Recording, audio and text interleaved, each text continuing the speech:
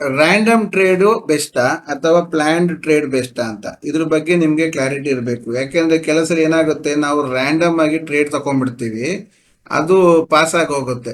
ಕೆಲವು ಸಲ ಪ್ಲಾನ್ ಮಾಡ್ತಾ ತಗೊಳ್ತೀವಿ, ಬಟ್ ಅದು ಲಾಸ್ ಆಗುತ್ತೆ. ಅವಾಗ ಅನ್ಸುತ್ತೆ, ನಾನು ರ್ಯಾಂಡಮ್ ಆಗಿ ಟ್ರೇಡ್ ತಗೊಬೇಕಿತ್ತಪ್ಪ, ನಾನು ಯಾಕೆ ಇದೆಲ್ಲ ಪ್ಲಾನಿಂಗು ಅಂತ ಅನ್ಸುತ್ತೆ.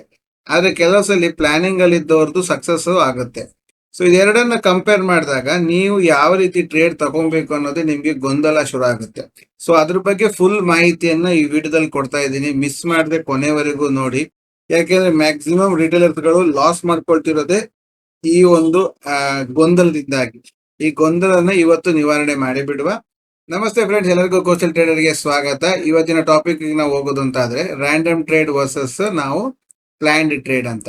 ಸೊ ರ್ಯಾಂಡಮ್ ಟ್ರೇಡ್ ಏನಾಗುತ್ತೆ ಅಂತ ಹೇಳಿದ್ರೆ, ಫಾರ್ ಎಕ್ಸಾಂಪಲ್ ಈಗ ಸಡನ್ ಆಗಿ ಮಾರ್ಕೆಟ್ ಸ್ಪೈಕ್ ಆಯ್ತು, ಇದು ಯಾವುದೇ ನ್ಯೂಸ್ ಬೇಸ್ಡ್ ಆಗಿರ್ಬೋದು, ಎನಿಥಿಂಗ್ ಆಗಿರ್ಬೋದು. ಈಗ ಟೈಮ್ಸ್ ಏನಾಗುತ್ತೆ ಅಂದ್ರೆ, ಕೆಲವು ಬೈ ಝೋನ್ ಸೆಲ್ ಝೋನ್ ಬಂದಾಗ್ಲೂ ಸ್ಪೈಕ್ ಆಗುತ್ತೆ, ಅದು ಟಚ್ ಆಗ್ತಿದ್ದಂಗೆ ಒಂದು ಸ್ಪೈಕ್ ಆಗುತ್ತೆ. ಅಥವಾ ಟೈಮ್ಸ್ ಅಲ್ಲಿ ಏನಾಗುತ್ತೆ, ಸೈಕಾಲಜಿಕಲ್ ಲೆವೆಲ್ ಇಲ್ಲ ಅಂದ್ರು ಯಾವ್ದೋ ಒಂದು ಕಡೆಯಲ್ಲಿ ಸೆಲ್ಲರ್ಸ್ ಗಳು ಎಂಟ್ರಿ ಆಗ್ತಾರೆ. ಯಾವ ಕಡೆ ಎಂಟ್ರಿ ಆಗ್ತಾರೆ ಅಂತ ನಮ್ಗೆ ಗೊತ್ತಿರುತ್ತಾ? ಗೊತ್ತಿರಲ್ಲ. ಅವ್ರ ಎಂಟ್ರಿ ಆದ್ಮೇಲೆ ಗೊತ್ತಾಗುತ್ತೆ. ಆ ಎಂಟ್ರಿ ಆಗ್ತಿದ್ದಂಗೆನೆ ಒಂದೇ ಸಲಿಗೆ ಮಾರ್ಕೆಟ್ ಫಾಲ್ ಆಗುತ್ತೆ, ಒಂದು ಪಾಯಿಂಟ್ ಮೇಲೆ ಹೋಗಲ್ಲ, ಸೀದಾ ಫಾಲ್ ಆಗಿ ಕೆಳಗೆ ಬರುತ್ತೆ. ಟೈಮ್ಸ್ ಏನಾಗುತ್ತೆ, ಕೆಲವರು ಏನೋ ಯೋಚನೆ ಮಾಡ್ತಾ ಇರ್ತಾರೆ, ಅದು ಮಿನಿಮಮ್ ಯಾವ್ದೋ ಒಂದು ಚಿಕ್ಕ ಒಂದು ನಿಮಿಷ ಟೈಮ್ ಫ್ರೇಮ್ ಅಲ್ಲೋ ಅಥವಾ ಅವರು 5 ನಿಮಿಷ ಟೈಮ್ ಫ್ರೇಮ್ ಅಲ್ಲೋ ಕೂತಿರ್ತಾರೆ.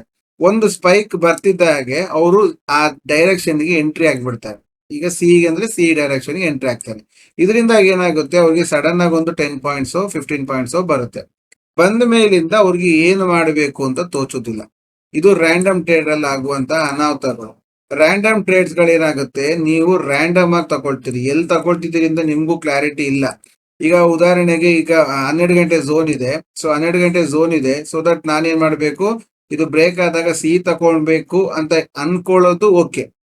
ಅನ್ಕೊಂಡಿರ್ತೀರಿ, ಆದ್ರೆ ಅದೇನಾಗುತ್ತೆ, ಮಾರ್ಕೆಟ್ ಸಿ ಹೋಗೋ ಬದಲು ಕೆಳಗಡೆ ಫಾಲ್ ಆಗಕ್ಕೆ ಶುರು ಆಗುತ್ತೆ. ಕೆಳಗಡೆ ಫಾಲ್ ಆಗ್ತಿದೆ ಅಂತ ಹೇಳಿ ಸಡನ್ ಆಗಿ ನೀವು ಪಿಗೆ ಎಂಟ್ರಿ ಆಗ್ತೀರಿ. ಪಿ ಎಂಟ್ರಿ ಆಗ್ತಿದ್ದಂಗೆನೆ ಅದು ಒಳ್ಳೆ ಮೊಮೆಂಟಮ್ ಕೊಟ್ಟು ನಮ್ಗೆ ಟ್ರೇಡ್ ಕೊಟ್ಟಿರುತ್ತೆ. ಆಯ್ತಾ? ನಾವ್ ಆಕ್ಚುಲಿ ಅದು ಕ್ಲೋಸಿಂಗ್ ಕೊಟ್ಟಿರೋದು ಮೇಲೆ.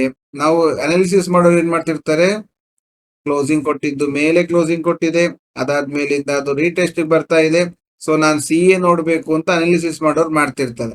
ಆದ್ರೆ ನೀವು ರ್ಯಾಂಡಮ್ ಮಾಡೋರು ಏನಾಗುತ್ತೆ, ಅದು ಇಲ್ಲಿ ಬರ್ದೇನೆ ಕೆಳಗೆ ಬರುತ್ತೆ, ಕೆಳಗಡೆ ಬ್ರೇಕ್ ಆಗುತ್ತೆ, ಸಡನ್ ಆಗಿ ನೀವು ಪುಟ್ ಸೈಡ್ ಗೆ ಟರ್ನ್ ಆಗ್ತೀರಿ. ಆ ಪುಟ್ ಸೈಡ್ ಟ್ರೇಡ್ ನಿಮ್ಗೆ ಒಳ್ಳೆ ರೀತಿಯ ಪ್ರಾಫಿಟ್ ಕೊಟ್ಟಿರುತ್ತೆ. ಇದರಿಂದಾಗಿ ನಿಮ್ಗೆ ಏನ್ ಅನ್ಸ್ಬಿಡುತ್ತೆ, ರ್ಯಾಂಡಮ್ ಆಗಿ ತಕೊಂಡಿದ್ರಿಂದ ನಾನು ಸಕ್ಸಸ್ ಅಂತ. ಆದ್ರೆ ಈ ಅಭ್ಯಾಸದಿಂದ ಆಗುವಂತಹ ಪ್ರತಿಫಲಗಳಕ್ಕಿಂತ ಆಗುವ ಅನಾಹುತಗಳನ್ನ ನೀವು ಲೆಕ್ಕ ಹಾಕಿ ನೋಡಿದ್ರೆ ಅದು ತುಂಬಾ ಡೇಂಜರ್. ಯಾಕೆಂದ್ರೆ ನಿಮ್ಗೆ ಅಭ್ಯಾಸ ಏನ್ ಮಾಡಿರುತ್ತೆ ಅಂದ್ರೆ, ನೀವು ಒಂದು ರೂಲ್ಗೆ ಸ್ಟಿಕ್ ಆಗೋದನ್ನ ಮರೆಯುವಂತಹ ಕೆಲಸವನ್ನ ಮಾರ್ಕೆಟ್ ಮಾಡಿಸ್ತಾ ಇರುತ್ತೆ. ನೀವು ರೂಲ್ ಅಲ್ಲಿ ಇದ್ದು ಡಿಸಿಪ್ಲಿನ್ ಆಗಿದ್ರೆ ನೀವು ಸಕ್ಸಸ್ಫುಲ್ ಟ್ರೇಡರ್ ಆಗ್ತೀರಿ. ನಿಮ್ಮನ್ನ ಸಕ್ಸಸ್ಫುಲ್ ಟ್ರೇಡರ್ ಮಾಡುವಂತ ಕೆಲಸ ಅದಕ್ಕೆ ಇಷ್ಟ ಇಲ್ಲ. ಅವನು ನೀವು ಬೈಯಿಂಗ್ ಮಾಡಿ, ಈಗ ಫಾರ್ ಎಕ್ಸಾಂಪಲ್ 24 ಲಾಟ್ ಬೈ ಮಾಡಿ, ನೀವು ಕರೆಕ್ಟ್ ಟ್ರೇಡ್ ಅಲ್ಲಿ ಕೂತು 50 ಪಾಯಿಂಟ್ 60 ಪಾಯಿಂಟ್ ಮಾಡಿದ್ರೆ ದಿನ ನೀವು 1 ಲಕ್ಷ ರೂಪಾಯಿ ಸಂಪಾದನೆ ಮಾಡಕ್ಕಾದಂಗ ಆಗುತ್ತೆ. ಆ 1 ಲಕ್ಷ ರೂಪಾಯಿ ದಿನ ನೀವು ಸಂಪಾದನೆ ಮಾಡ್ತಾ ಹೋದ್ರೆ ನೀವು ಎಲ್ಲಿರ್ತೀರಿ ಅಲ್ವಾ? ನಿಮ್ಮನ್ನ ಆ ರೀತಿ ಮಾಡಕ್ ಬಿಡಲ್ಲ. ಅದಕ್ಕೆ ಅವನು ಏನ್ ಮಾಡ್ತಾನೆ, ಫ್ಲಕ್ಚುಯೇಷನ್ಸ್ ಅನ್ನ ಕ್ರಿಯೇಟ್ ಮಾಡಿ ನಿಮ್ಮನ್ನ ರೂಲ್ಸ್ ಅನ್ನ ಬ್ರೇಕ್ ಮಾಡೋ ಹಾಗೆ ಮಾಡ್ತಾನೆ. ಆ ರೂಲ್ಸ್ ಅನ್ನ ಬ್ರೇಕ್ ಮಾಡ್ತಾ ಇದ್ದ ಹಾಗೆ ನೀವು ರೂಲ್ಸ್ ಅನ್ನ ಮರಿತೀರಿ. ರೂಲ್ಸ್ ಅನ್ನ ಮರೆದ ದಿವಸದಲ್ಲಿ ಅವನು ರೂಲ್ಸ್ ಅನ್ನ ಫಾಲೋ ಮಾಡ್ಕೊಂಡು ಹೋಗ್ತಾ ಇರ್ತಾನೆ. ಸೊ ರ್ಯಾಂಡಮ್ ಟ್ರೇಡರ್ಸ್ ಗಳು ಸಕ್ಸಸ್ ಆಗ್ತಾರೆ, ಇಲ್ಲ ಅಂತ ಹೇಳ್ತಿಲ್ಲ, ಬಟ್ ಅವ್ರ ಕೊನೆವರೆಗೂ ಆ ಪ್ರಾಫಿಟ್ ಅನ್ನ ಉಳಿಸ್ತಾರ ಅನ್ನೋದು ಪ್ರಶ್ನೆ. ರ್ಯಾಂಡಮ್ ಟ್ರೇಡರ್ಸ್ ಗಳು ಸಕ್ಸಸ್ ಆಗ್ತಾರೆ, ಆದ್ರೆ ಅವರು ಪ್ರಾಫಿಟ್ ಅನ್ನ ಕೊನೆವರೆಗೂ ಉಳಿಸ್ಕೊಳ್ತಾರ ಅಂತ. ಅವ್ರಿಗೆ ಅಚಾನಕ್ ಆಗಿ ಬಂದ ಪ್ರಾಫಿಟ್ ಇಂದಾಗ ಏನ್ ಮಾಡ್ತಾರೆ, ಅವರು ತಿರ್ಗಾ ಅದನ್ನ ಮಾಡಕ್ ಹೋಗ್ತಾರೆ.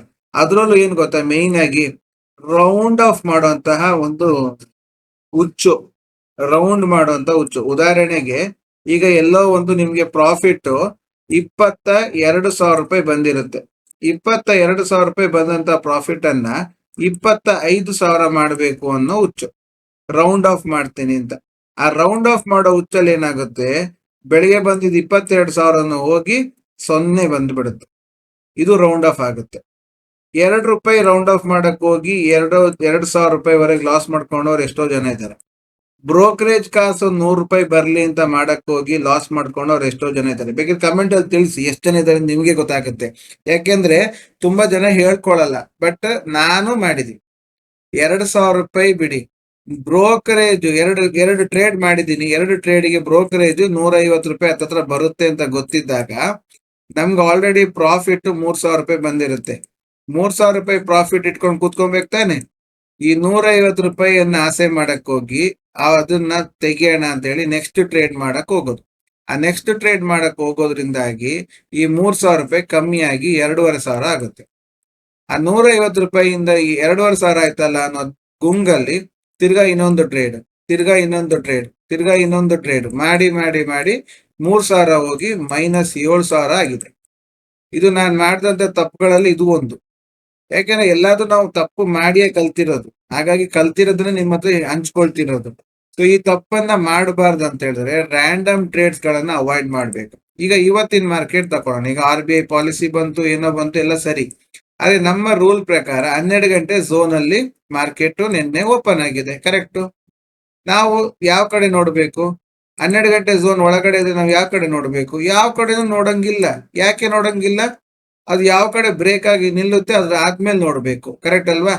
ಆ ರೀತಿ ನೋಡಿದಾಗ ಅವನ್ ಬ್ರೇಕ್ ಆಗಿ ನಿಂತಿದ್ದೆಲ್ಲಿ 9 ಕಾಲು ಎಲ್ಲದನ್ನು ಬ್ರೇಕ್ ಆಗಿ ನಿಂತಿದ್ದು ಯಾವಾಗ? 4ನೇ ಕ್ಯಾಂಡಲ್ ಅಲ್ಲಿ ನಿಂತ್ಕೊಂಡ. RBI ನ್ಯೂಸ್ ಪ್ರಕಟಣೆ ಎಲ್ಲ ಆದ ಮೇಲೆಯಿಂದ ಅವನ್ ಏನ್ ಮಾಡಿದಾನೆ, 12 ಗಂಟೆ ಝೋನ್ ಕಿಂತನೂ 9 ಕಾಲು ಗಂಟೆ ಝೋನ್ ಕಿಂತನೂ ಮೇಲ್ಗಡೆ ಬಂದು ಕ್ಲೋಸ್ ಆಗಿದೆ. ಈಗ ನೀವೇನ್ ಮಾಡ್ಬೇಕು? ರೀಟೆಸ್ಟ್ ಅಲ್ಲಿ ಎಂಟ್ರಿ ಆಗ್ಬೇಕು. ಇದು ನಿಮ್ಮ ಕಾನ್ಸೆಪ್ಟ್. ಸೊ ಈಗ ಅದೇ ಕಾನ್ಸೆಪ್ಟ್ ಅಲ್ಲಿ ಇದೆ. RBI ನ್ಯೂಸ್ ಇರ್ಲಿ, ಯಾವುದೇ ನ್ಯೂಸ್ ಇರ್ಲಿ, 12 ಗಂಟೆ ಝೋನ್ ಅನ್ನ ಮತ್ತೆ ಬ್ರೇಕ್ ಆದ್ನಾ? ಇಲ್ಲ. ಮೇಲ್ಗಡೆ ಬ್ರೇಕ್ ಆದ್ಮೇಲೆ ರೀಟೆಸ್ಟ್ ಮಾಡಿಲ್ವಾ? ಮಾಡಿದೆ. ಇದು ಎಷ್ಟು ಪವರ್ಫುಲ್ ಝೋನ್ ಅಂತ ನೀವೇ ಅರ್ಥ ಮಾಡ್ಕೊಳ್ಳಿ. ಇದೇನಾಗುತ್ತೆ, ಸಮ್ ಟೈಮ್ಸ್ ಇದು ಅಚಾನಕ್ ಆಗಿ ಕೆಲವರು P ನಲ್ಲಿ ದುಡ್ಡು ಅಥವಾ ಕೆಲವರು C ನಲ್ಲಿ ದುಡ್ಡು. ಈಗ ನಮ್ಮಲ್ಲೂ ಕೆಲವರು ಮಾಡಿದ್ದಾರೆ. ಮಾಡ್ದವ್ರದ್ದು ನಾನು ಸ್ಕ್ರೀನ್ ಶಾಟ್ ಇಲ್ಲಿ ತೋರಿಸ್ತಿದ್ದೀನಿ. 50 ಪಾಯಿಂಟ್ 60 ಪಾಯಿಂಟ್ ಎಲ್ಲ ಮಾಡ್ದವ್ರಿದ್ದಾರೆ. ಈಗ ಅವರು ಏನ್ ಹೇಳ್ತಾರೆ, ರ್ಯಾಂಡಮ್ ಆಗಿ ತಗೊಂಡಿತ್ತು ನೋಡಿ, 200ಕ್ಕೆ ತಗೊಂಡಿದ್ದಾರೆ, 250ಕ್ಕೆ ಬಿಟ್ಟಿದ್ದಾರೆ. 24 ಲಾಟ್ ಆಗ್ಲಿಕ್ಕೆ ದುಡ್ಡು ಆಯ್ತು, 85,000 ರೂಪಾಯಿ ಆಗಿರುತ್ತೆ. ಬಟ್ 85,000 ರೂಪಾಯಿ ದುಡ್ಡು ವಿಷಯ ಅಲ್ಲ. ನಿಮ್ಮ ಡಿಸಿಪ್ಲಿನ್ ಬೆಳೆಸ್ಲಿಕ್ಕೆ 28 ದಿವಸ ತಗೊಂಡಿದ್ದ ಡಿಸಿಪ್ಲಿನ್ ಅನ್ನ ಬ್ರೇಕ್ ಮಾಡ್ಲಿಕ್ಕೆ ಖಾಲಿ ಒಂದು ಕ್ಯಾಂಡಲ್ ಸಾಕಾಯ್ತಲ್ಲ. ಹಂಗಾದ್ರೆ ನಿಮ್ಮ ಡಿಸಿಪ್ಲಿನ್ ಎಲ್ಲೋಯ್ತು? ಅದೇ 50 ಪಾಯಿಂಟ್ ಅನ್ನ ಇನ್ನೊಂದು ಸ್ಟೂಡೆಂಟ್ ತಗೊಂಡಿದ್ದಾರೆ. ಯಾವಾಗ? ನೆಕ್ಸ್ಟ್ 266ರಿಂದ 313ವರೆಗೆ. ಈ ಸ್ಟೂಡೆಂಟ್ ತಗೊಂಡಿದ್ದೇನು? ಪಕ್ಕ. ಯಾಕೆ ಪಕ್ಕ? ಅದು ಪಕ್ಕ ರೀಟೆಸ್ಟ್ ಹಾಕ್ಬೇಕಾದ್ರೆ ತಗೊಂಡಿದ್ದಾರೆ. ರೀಟೆಸ್ಟ್ ಇಂದ ಅದು ಫರ್ದರ್ ಮೂವ್ ಆದಾಗ 50 ಪಾಯಿಂಟ್ ವರೆಗೂ ಕೂತು ಎಂಟ್ರಿ ಎಕ್ಸಿಟ್ ಆಗಿದ್ದಾರೆ. ಸೊ ಈಗ ರೂಲ್ಸ್ ಬೇಸ್ ಅಲ್ಲಿ ಇದ್ದವ್ರಿಗೂ 50 ಪಾಯಿಂಟ್ಸ್ ಆಗಿದೆ, ರ್ಯಾಂಡಮ್ ಟ್ರೇಡ್ ಮಾಡಿದವ್ರಿಗೂ 50 ಪಾಯಿಂಟ್ಸ್ ಆಗಿದೆ. ಈಗ ಇದ್ರಲ್ಲಿ ಯಾರು ಸಕ್ಸಸ್ಫುಲ್ ಅಂತ ಕೇಳಿದ್ರೆ ನಾನು ಹೇಳೋದು ಯೂಸ್ಡ್ ರೂಲ್ಸ್ ಬೇಸ್ ಅಲ್ಲಿ ಕೂತವ್ರು ಸಕ್ಸಸ್, ರ್ಯಾಂಡಮ್ ಅವ್ರು ಅಲ್ಲ. ರ್ಯಾಂಡಮ್ ಅವ್ರಿಗೆ ಎಲ್ಲಿ ಎಂಟ್ರಿ ಆಗ್ಬೇಕು ಅನ್ನೋದು ಕರೆಕ್ಟ್ ಆಗಿ ಮಾಹಿತಿ ಇರುವುದಿಲ್ಲ. ಸ್ಟಾಪ್ ಲಾಸ್ ಎಲ್ಲಿ ಇಡಬೇಕು ಅನ್ನೋದು ಗೊತ್ತಾಗೋದಿಲ್ಲ. ಅಂಡ್ ಟಾರ್ಗೆಟ್ ಎಲ್ಲಿ ಬಿಡ್ಬೇಕಂತನೂ ಗೊತ್ತ. ಅದು ಓಡ್ತಾ ಇರುತ್ತೆ. ಎಷ್ಟು ಫಾಸ್ಟ್ ಅಲ್ಲಿ ಓಡ್ತಾ ಇರುತ್ತೆ ಅಂದ್ರೆ ಏನು ಮಾಡಬೇಕು ಅನ್ನೋ ನಿಮ್ಮ ಥಾಟ್ ಬರೋಷ್ಟು ಪುರ್ಸೋತಿರಲ್ಲ ಅದಕ್ಕೆ. ಅಷ್ಟು ಫಾಸ್ಟ್ ಅಲ್ಲಿ ಓಡ್ತಾ ಇರುತ್ತೆ. ನೀವೇನ್ ಮಾಡ್ತೀರಿ? ಏನೋ ಮಾಡಕ್ ಹೋಗ್ತೀರಿ, ಒಂದಷ್ಟು ಸ್ಟಾಪ್ ಲಾಸ್ ಅನ್ನ ಟ್ರಯಲ್ ಮಾಡಕ್ ಹೋಗ್ತೀರಿ. ಟ್ರಯಲ್ ಮಾಡ್ತಿದ್ದಂಗೆ ನಿಮ್ಗೆ ಸಿಗೋದು 20ರಿಂದ 30 ಪಾಯಿಂಟ್ ಅಷ್ಟೇ. ಟ್ರಯಲ್ ಮಾಡಕ್ ಹೋದ್ರೆ ಯಾಕಂದ್ರೆ ಅದು ಹೋಗ್ಬೇಕಾದ್ರೆ ಹೀಗೆ ಹೀಗೆ ಹೀಗೆ ಹೋಗುತ್ತೆ. ಈಗ ಹೋದಾಗ ನಿಮ್ಮನ್ನು ಹೊರಗೆ ಹಾಕಿ ಹೋಗುತ್ತೆ, ಸರಿಯಾ? ಸೊ ಅವಾಗ ನಿಮ್ಗೆ ಸಿಗೋದು 20ರಿಂದ 30 ಪಾಯಿಂಟ್. ನೀವೊಂದ್ ವೇಳೆ ಟ್ರಯಲಿಂಗ್ ಮಾಡಕ್ಕೆ ಬಿಟ್ಟು ಎಲ್ಲೋಗ್ತಾನ ಹೋಗ್ಲಿ ಅಂತ ಸುಮ್ನೆ ಕೂತಾಗ ಏನಾಗಿದೆ ನೋಡಿ, ನಿನ್ನೆದು ಎಕ್ಸಾಂಪಲ್ ಹೇಳ್ತಾ ಇದ್ದೀನಿ, ಮೊನ್ನೆದು ಎಕ್ಸಾಂಪಲ್ ಅನ್ನ. ಟ್ರಯಲಿಂಗ್ ಮಾಡ್ತಾ ನೀವು ಹೋಗ್ತಾ ಇದೆ ಅಂತ ಕೂತಿದ್ರೆ ಅವನ್ ಪರ್ಟಿಕ್ಯುಲರ್ ಜಾಗ ಟಚ್ ಆಗಿ ಎಕ್ಸಿಟ್ ಆಗ್ಲಿಲ್ಲ ಅಂದ್ರೆ ಆ ಜಾಗದಿಂದ 100 ಪಾಯಿಂಟ್ ತಿರ್ಗಾ ವಾಪಸ್ ಬಂದಿದ್ದಾನೆ. ನೀವು ಸುಮ್ನೆ ಕೂತಿದ್ರು ಲಾಸ್ ಆಗುತ್ತೆ. ಟ್ರಯಲ್ ಮಾಡ್ತಾ ಹೋಗಿದ್ರೆ ಒಂದು 20 ಪಾಯಿಂಟ್ ಸಿಗುತ್ತೆ. ರ್ಯಾಂಡಮ್ ಆಗಿ ಎಂಟ್ರಿ, ರ್ಯಾಂಡಮ್ ಆಗಿ ಸ್ಟಾಪ್ ಲಾಸ್ ಮಾಡಿದಾಗ ನಿಮ್ಗೆ ಎಲ್ಲಿ ಸ್ಟಾಪ್ ಲಾಸ್ ಇಡಬೇಕಂತ ಗೊತ್ತಾಗಲ್ಲ, ಎಲ್ಲಿ ಎಂಟ್ರಿ ಆಗ್ಬೇಕಂತ ಗೊತ್ತಾಗಲ್ಲ. ಸೊ ಇದು ರ್ಯಾಂಡಮ್ ಟ್ರೇಡ್ ಅಲ್ಲಿ ಇರುವಂತಹ ನೆಗೆಟಿವಿಟಿ. ಅದನ್ನ ಓವರ್ಕಮ್ ಮಾಡ್ಬೇಕಂದ್ರೆ ನೀವು ರೂಲ್ಸ್ ಅಲ್ಲಿ ಕೂತ್ಕೊಬೇಕು. ರೂಲ್ಸ್ ಅಲ್ಲಿ ಕೂತ್ರೆ ಮಾತ್ರ ನಿಮ್ ಕೈಯಲ್ಲಿ ಅದು ಮಾಡಕ್ಕೆ ಸಾಧ್ಯ. ಸೊ ರೂಲ್ಸ್ ಬೇಸ್ಡ್ ಟ್ರೇಡ್ ಯಾವಾಗ್ಲೂ ನಿಮ್ಮನ್ನ ಸೇಫ್ ಆಗಿ ಕರ್ಕೊಂಡು ಹೋಗುತ್ತೆ. ಅದಕ್ಕೆ ನಾವು ಅದಕ್ಕೆ ಜಾಸ್ತಿ ಪ್ರಾಮುಖ್ಯತೆ ಕೊಡ್ತಾ ಇದ್ದೀವಿ ಅಂತ ಹೇಳ್ತಾ ಈ ವಿಡಿಯೋವನ್ನ ಕಂಪ್ಲೀಟ್ ಮಾಡ್ತಾ ಇದ್ದೀನಿ. ಇಷ್ಟ ಆದ್ರೆ ಲೈಕ್ ಮಾಡಿ, ಸಬ್ಸ್ಕ್ರೈಬ್ ಮಾಡಿ. ಯಾರೆಲ್ಲ ರೂಲ್ಸ್ ಬ್ರೇಕ್ ಮಾಡಿ ರ್ಯಾಂಡಮ್ ಟ್ರೇಡ್ ಅಲ್ಲಿ ಲಾಸ್ ಮಾಡ್ಕೊಂಡಿದ್ರೆ ಅವರೆಲ್ಲ ಕಮೆಂಟ್ ಅಲ್ಲಿ ತಿಳಿಸಿ. Thank you very much.